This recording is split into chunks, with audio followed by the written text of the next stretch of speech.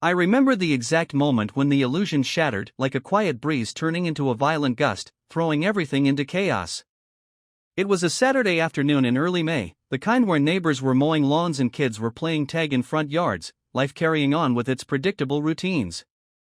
I was in the middle of fixing the garage door, cursing under my breath about strip screws and rusted bolts, when the mail truck pulled up and left a brown, inconspicuous package on our front steps. It had Madison's name on it. Nothing unusual about that. Madison, my wife of 12 years, had a habit of online shopping. Sometimes it was clothes for the kids, sometimes random gadgets she swore would improve our lives, but usually things she could have bought cheaper if she'd waited for a sale. I didn't give the package another thought until about half an hour later when she walked into the kitchen where I was grabbing a drink. Her face drained of all color the second she saw it. I mean, I've seen her worried, stressed, even terrified before, but never like this. Madison stood there frozen, her eyes locked on the box like it might bite her. The reaction was so out of place, so visceral, that even I couldn't joke about it. "Something wrong?" I asked, wiping sweat off my forehead with a dish towel. She didn't answer at first, but I noticed her hands were trembling. That's when she lunged for the package, snatched it up, and stammered something about needing privacy. Before I could question her further, she was halfway up the stairs, clutching the box to her chest like it contained the crown jewels or a ticking time bomb. Now, I'm not the kind of guy who snoops. 12 years of marriage, I thought I knew her well enough to respect her space. But there was something in her reaction, an intensity that set off alarms in my gut. Curiosity became a living thing, gnawing at me.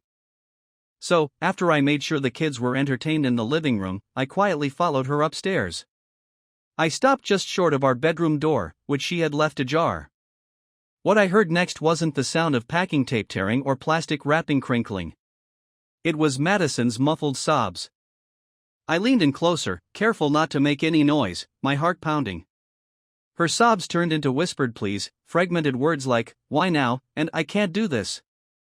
My pulse was hammering in my ears, confusion giving way to a sudden, unwelcome panic. I couldn't see what she was doing, but my imagination filled in the gaps. What could make her so desperate, so undone?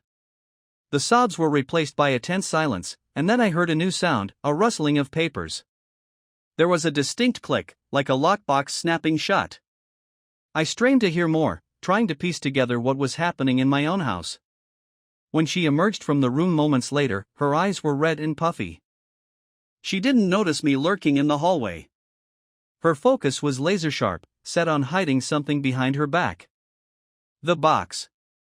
Madison descended the stairs quickly, her demeanor more purposeful, as if she'd resolved something in that brief moment of crisis. I retreated to the bathroom, my mind whirling with unanswered questions, replaying the scene over and over. What was she hiding? More importantly, who was this version of my wife, clutching a package like it held the worst secrets in the world? That was the moment I knew, without a shred of doubt, that whatever it was about to tear our lives apart. After that unsettling Saturday afternoon, I tried to carry on like everything was normal. But when you've been married for over a decade, it's impossible to unsee something so fundamentally wrong. Madison and I had a routine, an unspoken understanding of each other's quirks, habits, and tells. And right then, all I could see were her tells, how she was now avoiding eye contact, how she'd retreat to our bedroom for hours with the door locked, and how she was suddenly more affectionate with the kids, like she was making up for something. But it was the next day, Sunday, that things escalated. I was trying to distract myself by cleaning the garage. Madison had taken the kids out to the playground, and I knew I had about an hour to myself. With her gone, I found myself drifting back to the memory of her panic, the way her hands trembled as she clutched that package. What the hell could be so bad? I couldn't shake the feeling, the urge to know. While I moved around boxes and rearranged junk that had accumulated over the years, I noticed a small, unassuming gray lockbox on the top shelf in the back corner. It was covered with old, half-forgotten Christmas decorations. A lockbox that, until that moment, hadn't seemed interesting. But suddenly, I couldn't look away. I wondered if this was what Madison had used to stash whatever was inside that mysterious package. The combination, if there was one, had to be something obvious, something she wouldn't forget. Birthdays, anniversaries, maybe. I pulled the box down and placed it on the workbench. My hands were sweating. It felt absurd, standing there in a dusty garage, trying to crack a lockbox like a wannabe detective. But this wasn't some idle curiosity anymore. It felt like my entire life hinged on what was inside. After a few failed attempts, I tried our wedding date, 0610. The lock clicked open. My breath caught, and for a moment, I felt almost guilty, like I was invading sacred territory. But when I lifted the lid, any guilt was wiped out by what I saw. Inside the lockbox were two things: a stack of papers bound together with a rubber band and a small black USB drive. I picked up the papers first. My eyes scanned over printed hotel invoices, receipts from expensive restaurants I knew I hadn't dined in, and even a flight itinerary. The details felt like a punch to the gut. Madison had been to places she'd never mentioned, places she couldn't possibly afford on her own. The dates matched weekends I'd spent on work trips or busy with overtime. My stomach turned. This wasn't just a case of her lying about where she'd been. This was Madison building a separate life, one she'd worked hard to keep secret. I hadn't even touched the USB yet, but I already felt like my world was caving in. My hand shook as I set down the receipts.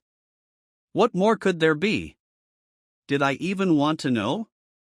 But I forced myself to pick up the USB drive. If I was going to confront her, I needed the whole picture. The family laptop was in the living room. I made sure I was alone, took a deep breath, and plugged in the drive. It took a few seconds to load, and those seconds felt like an eternity.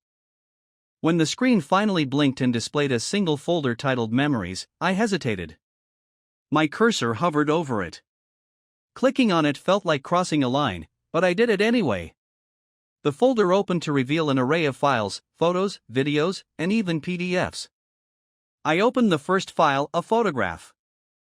My heart clenched. It was a picture of Madison, dressed in a short, shimmering dress I'd never seen before, standing next to a man I didn't recognize. The setting was glamorous, the two of them at some upscale rooftop bar. Her smile was wide, genuine, not the forced smile she gave me lately when we posed for family pictures. The man next to her had his arm around her waist. He was tall, well-dressed, with an easy confidence that made my fists clench just looking at him. I scrolled through more photos. Each one felt like a stab wound. Madison laughing, Madison at a beach resort, Madison and this mystery man at what looked like a winery. In every picture, she looked radiant, happy, carefree. And in none of them was she the woman I thought I knew. My chest felt tight, my breathing shallow. Anger simmered in me, but under that was something worse, humiliation. How long had this been going on? How had I been so blind? The videos were even worse. I clicked on one, my hand moving on autopilot. The camera wobbled as it adjusted, and then Madison's voice, warm and flirty, filled the room. The video was shot from her perspective, capturing the man as he sat across from her at a fancy dinner table.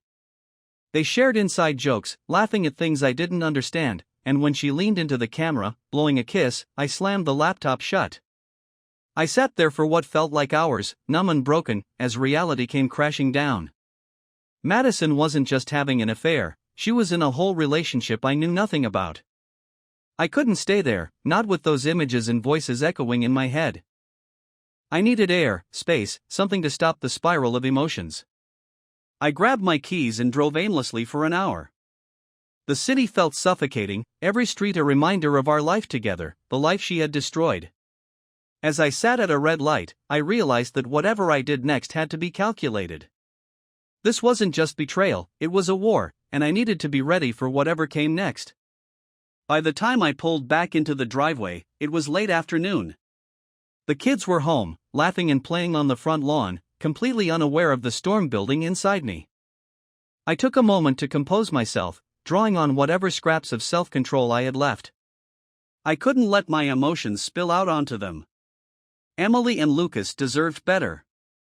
I forced a smile as I stepped out of the car and ruffled Lucas's hair as I passed. Emily ran up to me, asking if we could watch a movie after dinner. I nodded, my voice strained.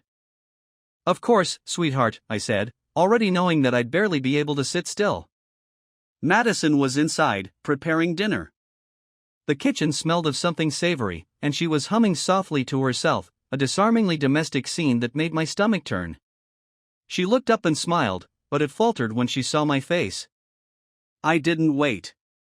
I couldn't play along, couldn't pretend everything was okay. I walked over, my hands clenched into fists at my sides. "We need to talk," I said, my voice low but firm. Her smile vanished, replaced by a look of apprehension. Madison wiped her hands on a dish towel, her movements slow and deliberate, as if she could already sense that something was horribly wrong. She glanced at the kids, who were still outside, their laughter muffled through the walls. "Can it wait until after dinner?" she asked, a hint of nervousness creeping into her voice. I shook my head. "No. Now."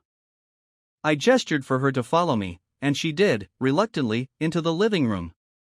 We were out of earshot of the kids, but close enough that if things escalated, I'd have to be careful. Once we were both in the room, I closed the door behind us. Madison crossed her arms over her chest. "What is it?" she asked, trying to sound casual but failing miserably. I didn't mince words. I had no energy for a slow build-up. "I found the lockbox in the garage," I said. Her eyes widened, just for a split second, before she tried to mask it with a look of confusion. "What lockbox?" she asked, her voice wobbly. I stepped closer. "Don't lie to me, Madison," I said, barely able to keep my voice from shaking. I opened it. I saw everything. The hotel receipts, the photos, the videos. All of it. The color drained from her face. For a moment, she looked so stunned that I almost felt pity for her. Almost. Then her expression twisted into something defensive. "You went through my things?" She shot back, her voice rising. "You invaded my privacy?" The sheer audacity of her reaction made my anger flare. "I invaded your privacy?" I repeated, incredulous. "You've been lying to me for God knows how long, and you're worried about your privacy?" She had the decency to look ashamed, but it didn't last. Madison's eyes darted around the room, like she was trying to think of a way to turn this around. "Ethan," she started, her voice softening, "I can explain." I cut her off. "Don't even try that," I said, my voice steady now, a cold calm settling over me. "You've had plenty of time to explain." "Hell, you had time to come clean, to talk to me like a decent human being instead of doing this." I gestured angrily, my hands shaking. "Who is he?" She hesitated, then took a shaky breath. "His name is Greg," she said, finally. "He's a client." Her voice wavered, and she looked away, avoiding my eyes. "A client?" I repeated. "A client who you take romantic vacations with? A client who makes you laugh like you haven't laughed with me in years?" I could feel the anger rising again, but I clamped down on it, refusing to lose control. "How long has this been going on?" Madison's jaw clenched, and she looked back at me with something between defiance and desperation. "A year," she admitted. "Maybe a little longer." "A year. A whole damn year." I felt like I'd been sucker punched. All those family dinners, school events, lazy Sundays watching movies with the kids, she'd been living a double life the entire time. My hands balled into fists at my sides. "Do you have any idea what you've done?" I asked, my voice cracking. "To me, to this family?" She flinched at that, finally looking genuinely remorseful. Tears welled up in her eyes. "I didn't mean for it to go this far," she whispered. "I never wanted to hurt you or the kids." I laughed, a short, bitter sound. "You didn't want to hurt us?" "Madison, you destroyed us. Every single time you looked me in the eye and lied, you made the choice to hurt us." Her tears spilled over, and she stepped forward, reaching for me. I stepped back, and the rejection made her sob harder. "I don't know why I did it," she said. I was lonely, and he made me feel," she trailed off, realizing how empty her excuses sounded. "You were lonely?" I repeated, disbelief flooding through me. "What do you think I was, Madison?" You think I haven't had lonely nights, too? You think I didn't work myself half to death so we could have this life? I was yelling now, and I had to force myself to lower my voice, to remember that the kids were just outside. She crumpled into the nearest chair, burying her face in her hands. "I'm so sorry," she whispered. "Please, Ethan. Let's try to fix this. We can go to counseling. I'll do anything." I stared at her, my heart a twisted, aching mess.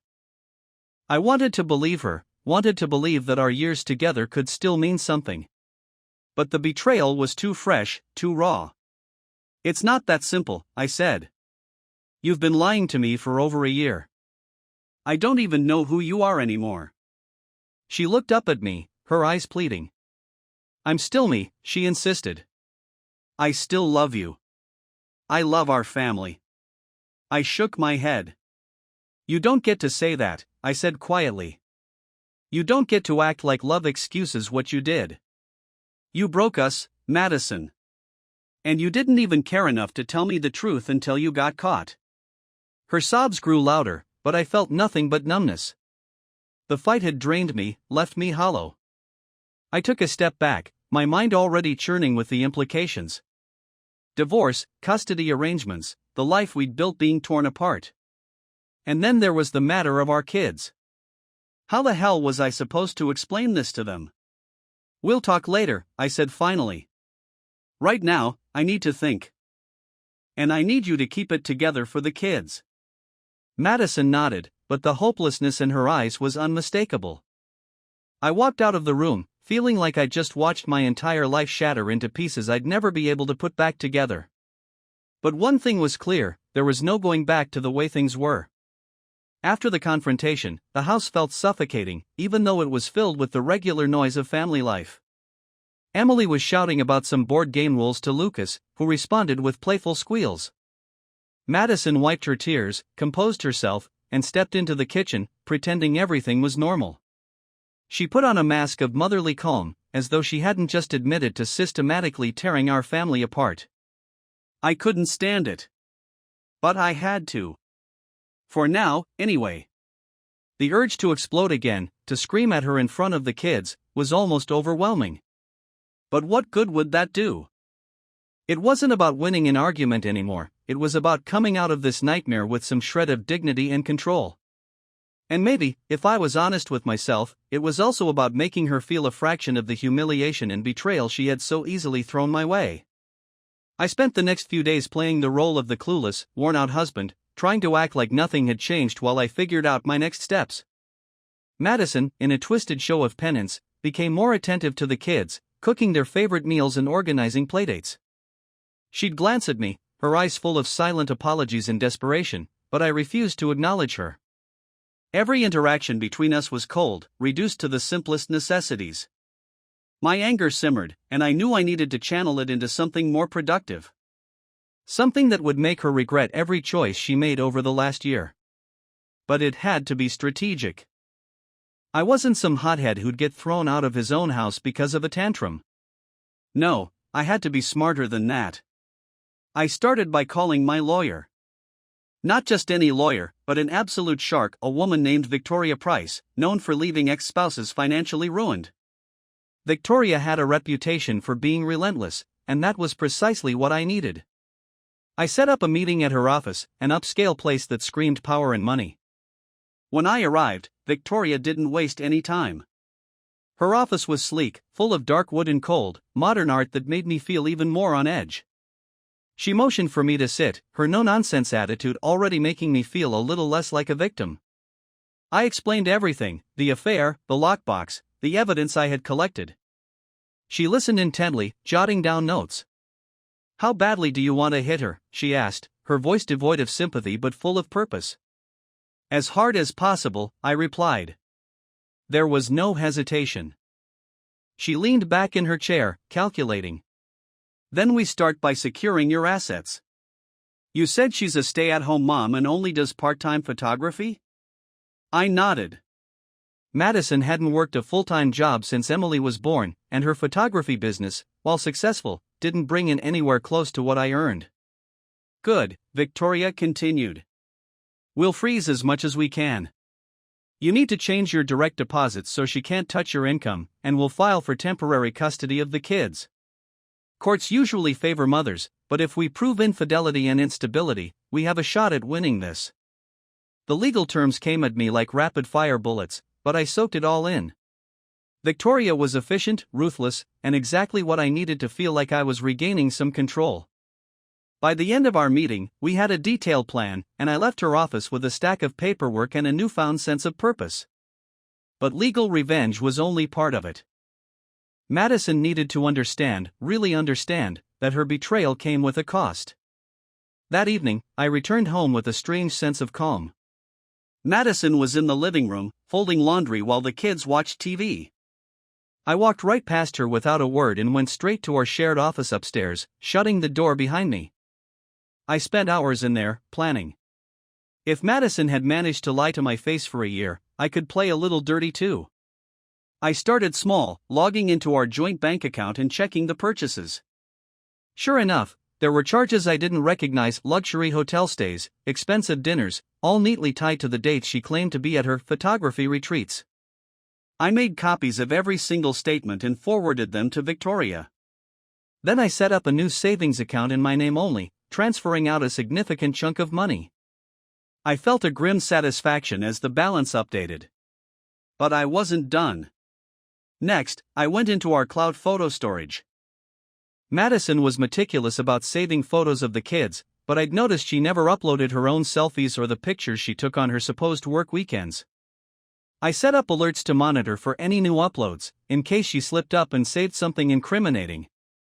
The final step that night was one of the hardest: calling Madison's parents. I'd always had a good relationship with them, but I knew this would change everything. Her father, David, picked up on the third ring. His gruff voice, full of authority, softened when he heard it was me. "Ethan, to what do I owe the pleasure?" he asked. I swallowed hard, my mouth dry. "David, I need to talk to you about something serious. It's about Madison, and it's bad." He grew quiet. "Go on." I didn't hold back. I laid out everything, including the evidence. By the time I finished, David was silent for so long that I thought he'd hung up. But then he sighed, a heavy, exhausted sound. "Thank you for telling me," he said. "This isn't easy to hear, but I'm glad you called." We ended the call, and I sat there, feeling a strange sense of relief. I had taken the first steps, set things in motion, and I wasn't alone. But as I made my way back downstairs, I caught Madison watching me from the kitchen, her eyes red from crying. She opened her mouth, but I didn't give her the chance to speak. "I talked to your dad," I said coldly. Her face crumpled. I felt a flash of satisfaction, then disgust with myself for feeling that way. But I didn't stop. "This isn't going to end the way you think," I added. "You've made your choices, Madison. Now it's my turn." She collapsed onto a kitchen chair, her hands trembling. "Ethan, please," she whispered. "We can still fix this." I almost laughed. "No," I said simply. "We can't." I walked away, leaving her to drown in her guilt. That night, I slept in the guest room, knowing that this was only the beginning. The real war had just started, and I wasn't going to lose. The week that followed felt like living on the edge of a knife. Madison moved around the house like a ghost, trying to keep up the appearance of normalcy for the kids. But her eyes, always red and swollen from crying, gave her away. She tried, desperately, to reach out to me in small, pathetic gestures, offering to make my coffee in the morning, leaving sticky notes with apologies, trying to catch my eye at dinner. Each time, I turned away. I couldn't look at her without remembering every lie she had told, every moment she had chosen to betray me. I had other things on my mind, anyway. My lawyer, Victoria, was relentless. By Thursday, we had filed an official petition for divorce, complete with a request for full custody of Emily and Lucas. The grounds were simple: infidelity, emotional instability, and an environment no longer safe or healthy for the children. It sounded brutal, but I had to think strategically. Madison's betrayal wasn't just a blow to me, it was a threat to our entire family. And I needed to protect what mattered. That night, after the kids were in bed, Madison cornered me in the hallway. Her hair was disheveled, and she wore the same faded blue pajamas she always did. Seeing her like that made it hard to reconcile the person in front of me with the woman in those photos, the one laughing on beaches and drinking cocktails with another man. "Can we please talk?" she asked, her voice breaking. I crossed my arms, leaning against the wall. "Talk," I said flatly. She swallowed, looking more fragile than I'd ever seen her. "What are you doing?" she asked. I saw the papers on the counter. "You've already filed for divorce?" "Yes," I replied. "Did you expect me to wait around, hoping you'd give me another excuse?" Tears filled her eyes. I know I've hurt you. But Ethan, we've built a life together. We have a family. Isn't there any part of you that wants to try to save it?" I clenched my jaw, forcing myself to stay calm. "Madison," I said, "you destroyed our life. You made the choice to have an affair, to lie, to pretend everything was fine. You don't get to stand here now, crying, and act like any of this is salvageable." She flinched as if I'd slapped her.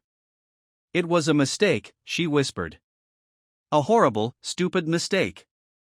I let out a harsh laugh. "A mistake?" "A mistake is forgetting to pick up milk on the way home or missing a dinner reservation. This was a deliberate, calculated decision you made, over and over again. It wasn't just a moment of weakness. It was a goddamn lifestyle you chose for an entire year." She covered her face with her hands, sobbing. I watched her, feeling nothing. No pity, no sympathy. Just emptiness. Maybe a bit of satisfaction, if I was being honest. Watching her break felt like a twisted kind of justice. "I know you won't believe me," she choked out, "but I love you." "I still love you. I've always loved you."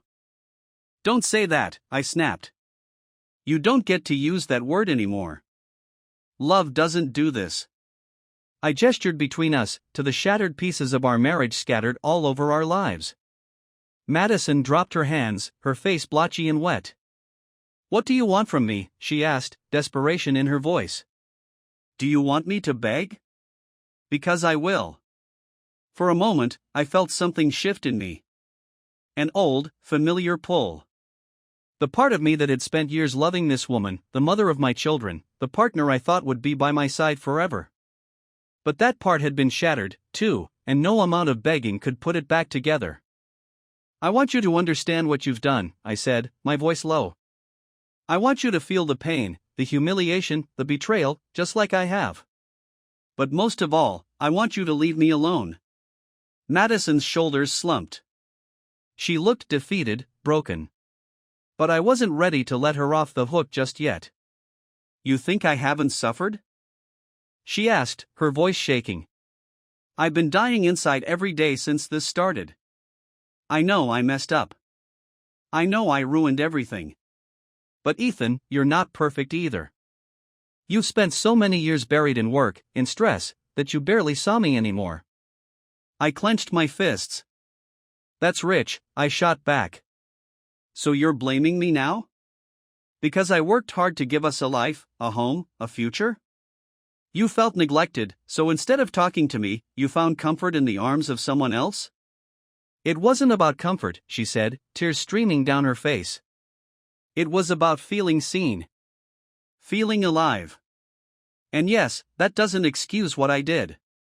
But maybe if we had tried harder." I interrupted her. "Don't turn this into a we problem. You had options, Madison. You could have talked to me, suggested counseling, even asked for a separation if you were that unhappy. But you didn't. You chose deception." The silence stretched between us, heavy and suffocating. I could see the gears turning in her mind, the desperate attempt to salvage something, anything. Finally, she spoke, her voice barely a whisper. "What about the kids?" she asked. "They love us both." "Do you really want them to grow up in a broken home?" I let out a long, shaky breath. "I didn't choose this, Madison." "You did. And I don't want our kids to grow up in a house built on lies." A broken home is better than a toxic one. She crumpled to the floor, her body racked with sobs. I stood there, watching her, feeling a pang of something deep in my gut. It wasn't forgiveness, not even close. But it was a realization: the war I'd started wasn't going to leave me unscathed either. We were both going to lose something. And maybe that's what made this hurt the most. But I wasn't done yet. I walked over to the kitchen drawer and pulled out the divorce papers, holding them out to her. "Sign these," I said. "We'll figure out custody arrangements that make sense for the kids. But I can't live like this anymore." She took the papers with trembling hands, looking up at me, broken and desperate. "Ethan, please," she begged one last time. "Can't we just try?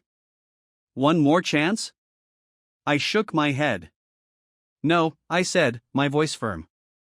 "We can't. You already used up your chances, and now it's time for consequences." For a long moment, neither of us moved. Then Madison nodded, defeated. She took the pen from the drawer, her hand hovering over the signature line. "I never wanted it to end like this," she whispered. "Neither did I," I replied, my heart heavy with a sadness that would probably never fully leave. "But here we are." She signed her name, and with that, the final piece of our life together slipped away. The next morning dawned gray and heavy, as if the world outside our window understood the gravity of what had just happened. Madison had spent the night on the living room couch. I'd heard her pacing long after midnight, her soft footsteps never venturing close to the guest room where I lay. I'd gotten only a few hours of restless sleep, the weight of everything pressing down on me even when I closed my eyes. When I finally dragged myself out of bed, the house was eerily quiet. Emily and Lucas were still asleep, their little bodies sprawled across their beds, completely oblivious to the storm that had just torn through their family. I took a moment to watch them, my heart heavy with the realization that the simplicity of their childhood had just been irrevocably altered. They deserved better than this. Better than a father who had to become a strategist in a battle he never asked for, and a mother who had chosen betrayal over honesty. Downstairs, Madison sat at the kitchen table, the signed divorce papers in front of her. Her face was pale, her eyes hollow. She hadn't even made herself coffee, a ritual she never skipped. Seeing her like that, so broken and small, made me pause. For a split second, I wondered if I'd gone too far. But then, the memories of her betrayal, the texts, the photos, and the way she'd stolen a year of our lives came flooding back. I couldn't soften. I wouldn't. "Did you sleep?" she asked, her voice raw. I didn't answer. Instead, I walked past her and started brewing coffee. It felt good to ignore her, to act like she didn't deserve a reply. The silence stretched on, thick with tension, until finally, she broke it. "What happens now?" she asked. I turned around, the coffee maker gurgling behind me. "Now," I said, "we start figuring out what our new lives look like. I'll move out by the end of the month, and we'll tell the kids together, in a way they can understand." Her eyes filled with tears again. I was getting used to that now, her crying. It used to tear at me, make me want to fix whatever was hurting her. But now, it just felt like background noise, like something I had no obligation to care about. "I don't want to be without them," she whispered. "I don't want to be without you, either, but especially not the kids. They need me." I took a deep breath, steadying myself. "You should have thought about that before," I said. The words came out sharper than I intended, but I didn't regret them. "You can't burn down a house and then complain that you have nowhere to live. You made this mess, Madison." She rubbed her eyes, exhausted. "I know," she said, her voice cracking. "But I still don't know why I did it. It's like I was trying to ruin my own life, and I succeeded." I sighed. I didn't care about her self-reflection, not really. Her reasons, her excuses, they were too little, too late. But I realized something else in that moment: I was done with the anger. Not because she didn't deserve it, but because it was draining me. I had spent too many nights and too many moments carrying the rage, the bitterness, and the humiliation. It had consumed me, and now, I was ready to let it go, not for her, but for me. I took my cup of coffee and sat down across from her. We looked at each other, two people who had once been in love, who had once made promises we thought we'd keep forever. I don't know if you'll ever understand this, I said, but I have to be done with you, for my own sanity. The part of me that loved you, that really, truly loved you, it's gone now. It died the minute you decided that someone else was worth more than what we had. She swallowed, her throat bobbing. So that's it, she asked. No chance of forgiveness? I thought about that for a moment. Forgiveness, I said slowly, isn't something you earn by asking for it. Maybe someday, I'll forgive you, but it won't change what you did or how I feel about it.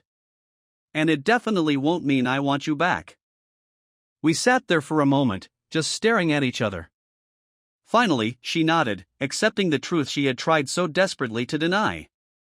I'm sorry, she said one last time. I know you are, I replied, and I meant it.